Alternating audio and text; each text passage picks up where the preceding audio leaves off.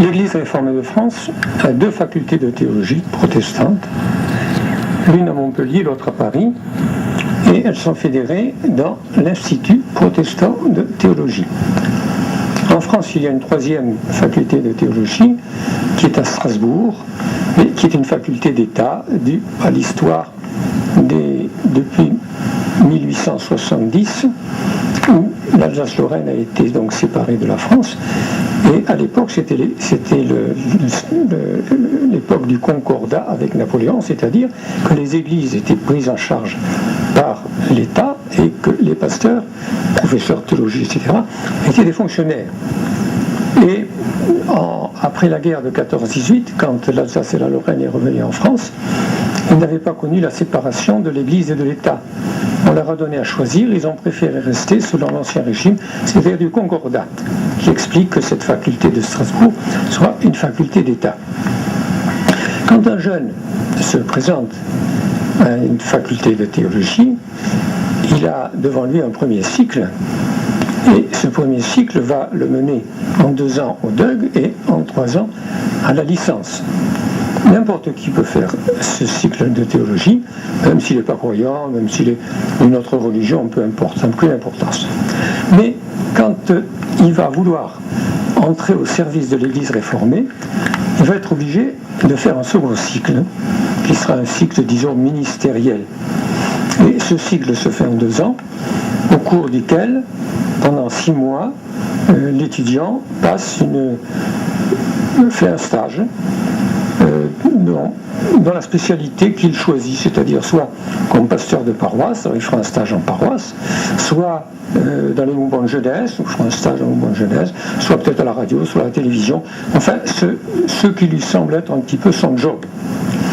Et à partir donc du début de ce cycle, il est pris en charge par la commission des ministères de l'Église réformée de France, qui essaie de juger de ses motivations.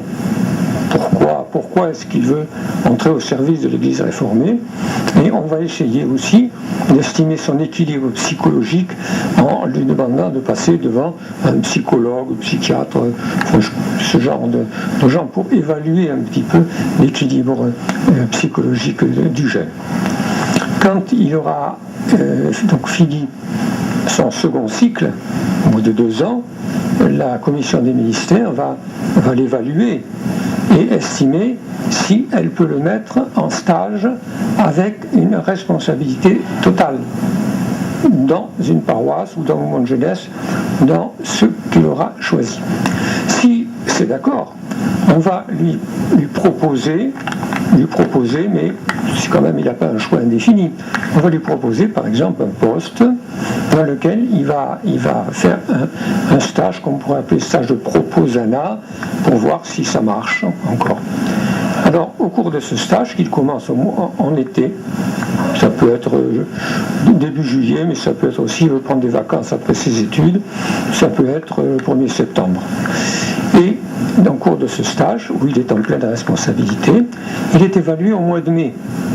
Si tout va bien, s'il n'y a aucun problème, le jeune va continuer donc ce stage.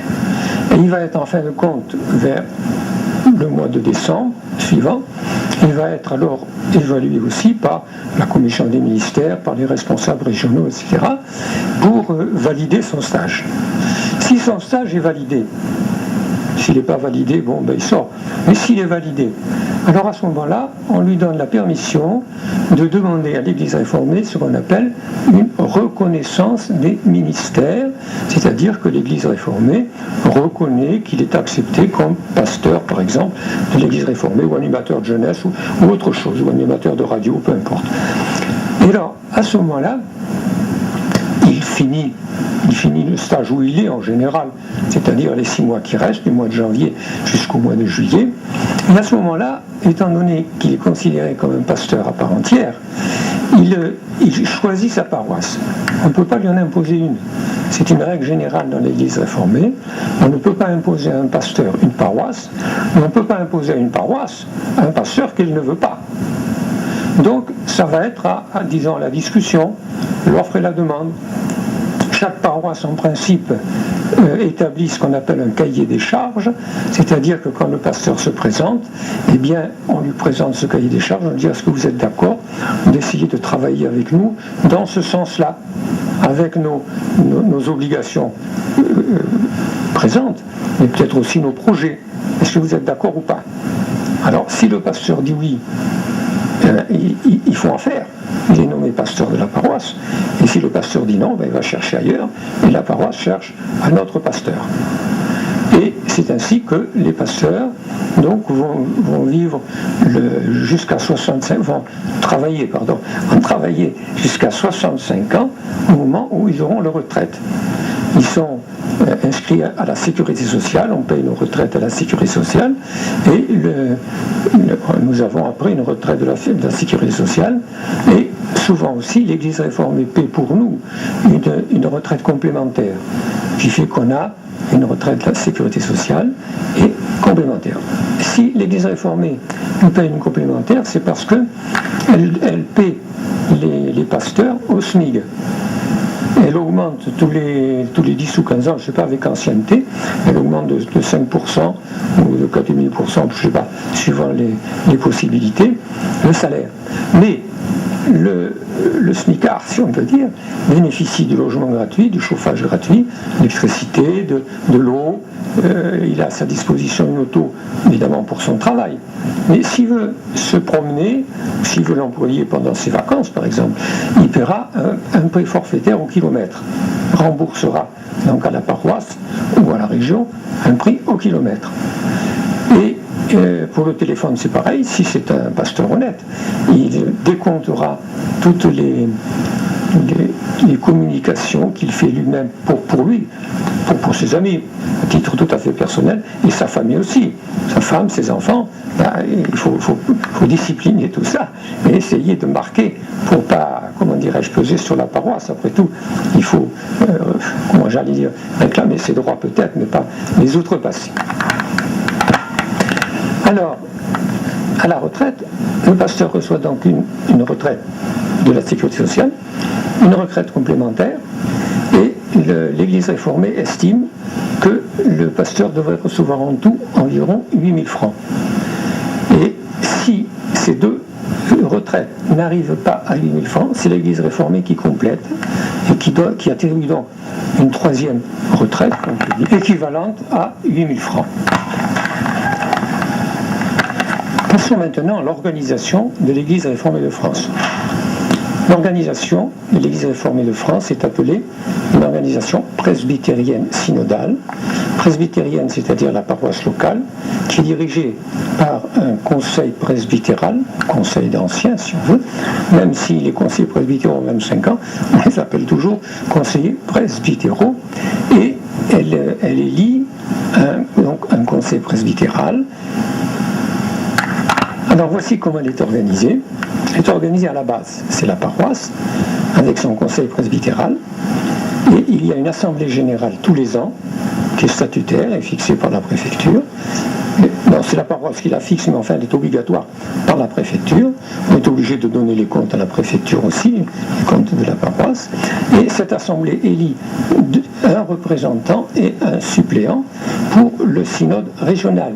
Le pasteur de la paroisse est de droit représentant donc de la paroisse au synode régional.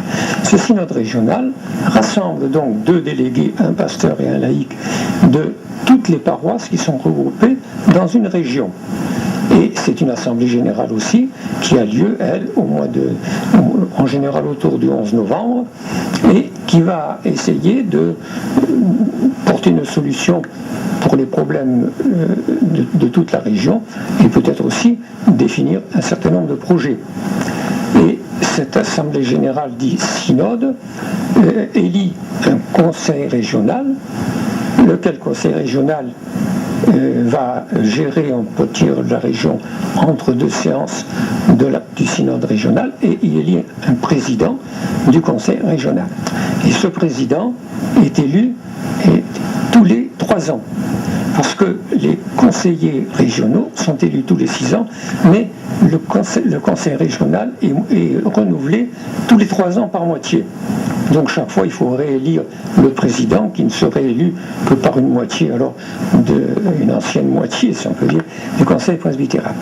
Le même système se fait sur le plan national, c'est-à-dire que le synode régional élit un certain nombre de délégués proportionnels au nombre, disons, de paroisses ou de protestants de la région, un synode national.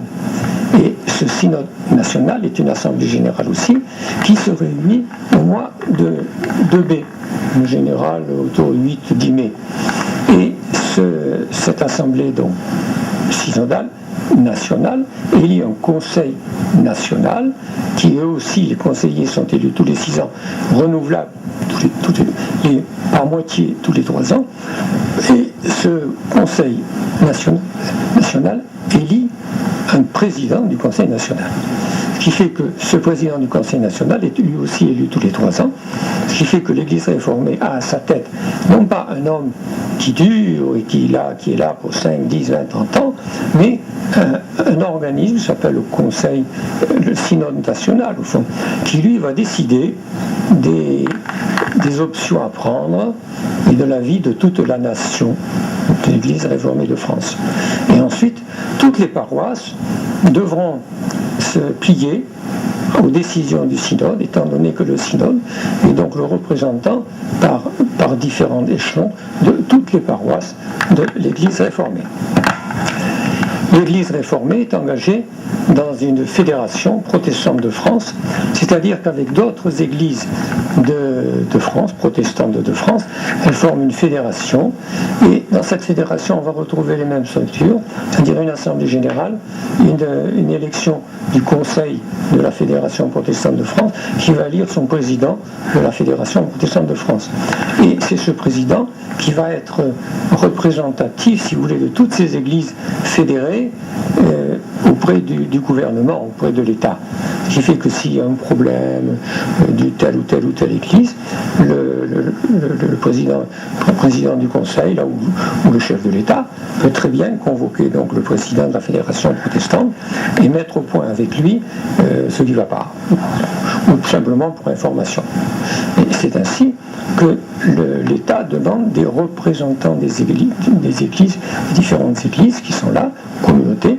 C'est ainsi que, par exemple, pour les vœux du président de la République au mois de janvier, il y a un évêque qui représente donc l'Église catholique, il y a le président de la Fédération protestante de France, et il y a le grand rabbin de France. Les musulmans ne sont pas représentés parce qu'ils n'ont pas de représentants nationaux. Ils sont divisés en petites communautés, enfin en regroupements de communautés si on veut, mais qui sont reliés à leur pays d'origine. Ce qui fait qu'il n'y a aucune unité dans l'islam de France. S'ils arrivent à se fédérer, à nommer quelqu'un qui soit le représentant, à ce moment-là, il viendra aussi donc au début janvier pour les vœux du président de la République. L'Église réformée de France a aussi des engagements internationaux. Elle a des relations, des accords qui sont passés avec différentes facultés, ne serait-ce qu'en Angleterre, ou ne serait-ce qu'avec des églises des États-Unis, puis aussi des relations alors, avec l'Espagne, le protestantisme espagnol, ou avec évidemment les Suisses, avec les protestantismes belges, un peu toute la francophonie, quoi, directement. Et puis, sur le plan de l'Europe, il y a ce qu'on appelle un rassemblement une grande fédération de toutes les églises protestantes d'Europe.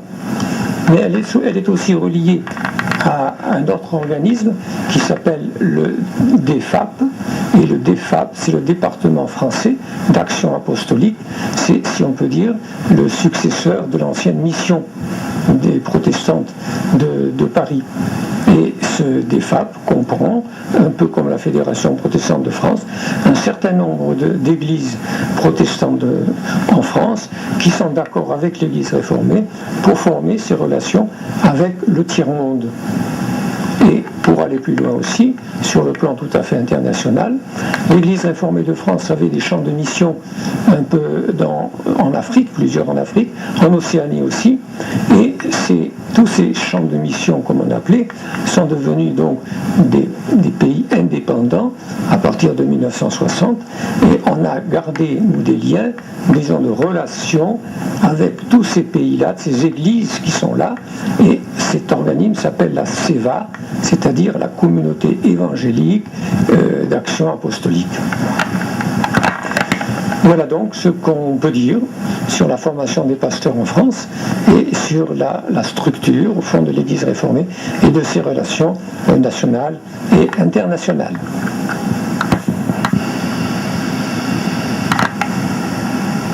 Quand vous pensez par exemple aux Égyptiens qui enterraient leurs morts dans les pyramides justement pour que... alors les Égyptiens pensaient qu'il ne fallait jamais séparer le corps et l'âme. D'ailleurs, ce qui est très juif, ça on le verra après, ce qui est très juif. Mais de façon à ce que tant que le corps était là, l'âme était vivante au fond. Enfin, on a l'impression que tant momifié, mais présent. Il y avait là une notion de survie.